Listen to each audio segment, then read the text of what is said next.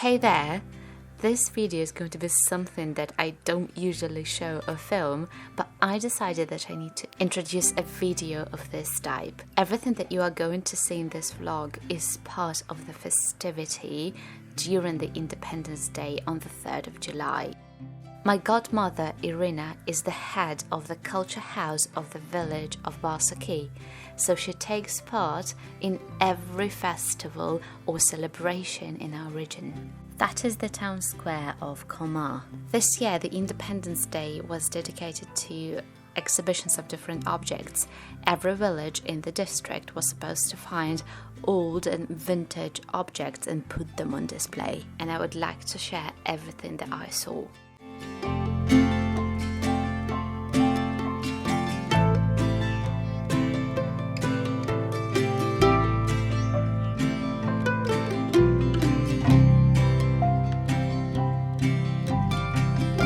The crown jewel of the exhibition was the Rushnick. These Rushnicks are from the years of 1927 and 1932. Every Rushnick is handmade and is passed from generation to generation. I've got some of them from my great-grandmother and my grandmother, but they are in a terrible condition. As far as I understand, it is an incredibly hard work. In our district and in the region, they are priceless, especially when they are so vintage.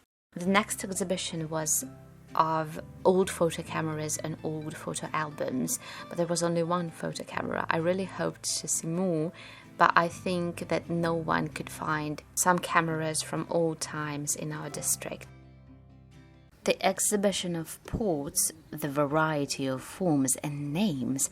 Every single port has a different name. Some of them are really fine old examples.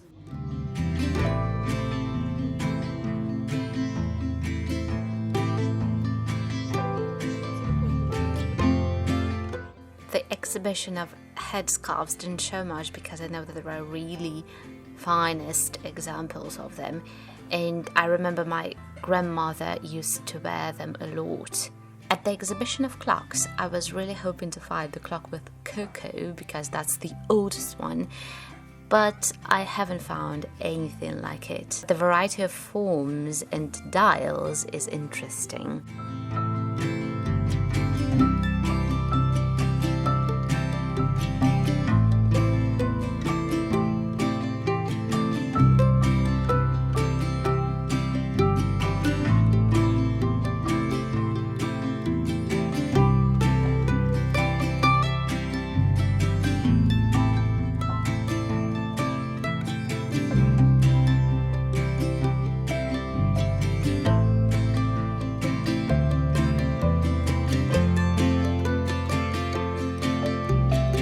The exhibition of cassette players, phonographs and radio systems was really exciting because I still remember some of the pieces from my childhood. Like the radio we used to have over the TV set, and I remember my grandma used to listen to it every single day. I was told that some of the players still work.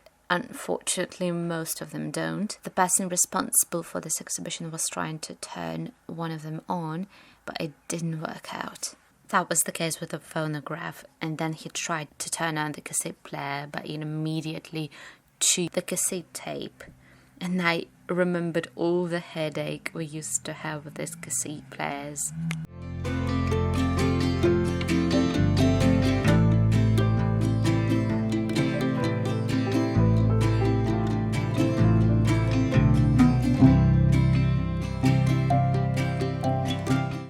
I was really surprised to see different names of the cities on this radio set. For example, you can see here Berlin, Budapest, Paris, London, Moscow, Beijing, Stockholm, Minsk, Oslo, and etc. The exhibition of irons was pretty shocking, especially with the oldest examples.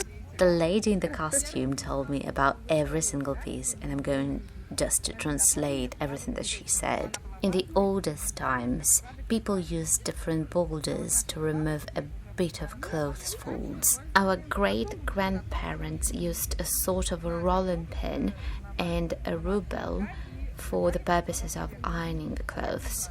I remember seeing something like this at my country house, but never realized what was the purpose of it. In the 18th century, metal irons were produced. They are rather heavy, you know, nothing comparing to the modern irons. Then coal irons appeared. My mom said that they used to have a charcoal iron, but I've never seen one. I think it just disappeared. They were made of cast iron and they were lighter, of course.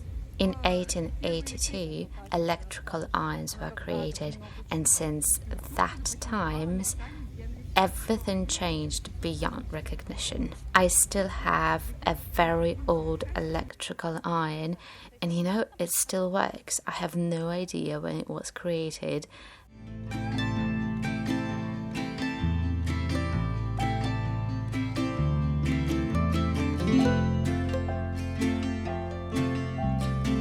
The exhibition of phones and mobile phones wasn't of any surprise because I still remember the oldest versions of mobile phones as well as the landline.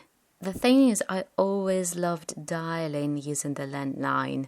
It was a very lengthy process but really enjoyable.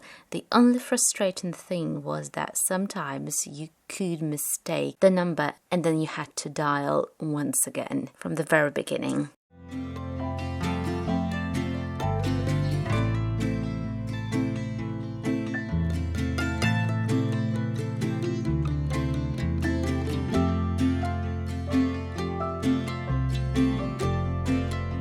My godmother's exhibition was one of different cups, especially old cups. It was one of the most beautiful and colorful exhibitions. My family donated a bit of cups to this exhibition as well.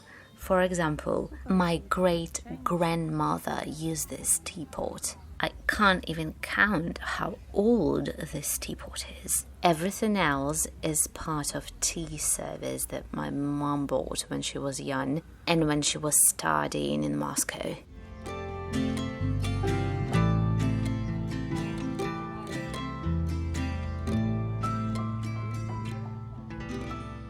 My godmother also had an idea of a table into which you could squeeze in and be part of the exhibition, so I really wanted to try it out.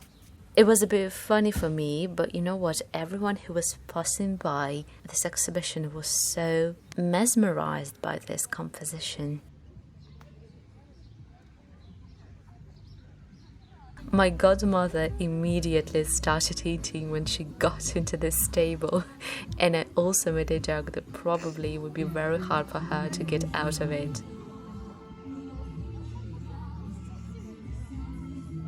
It was such an unusual experience filming all of this for you guys because it's out of my comfort zone a bit. My comfort zone is in the garden and you know it. Thank you for watching and see you back in my garden. Take care. Bye bye.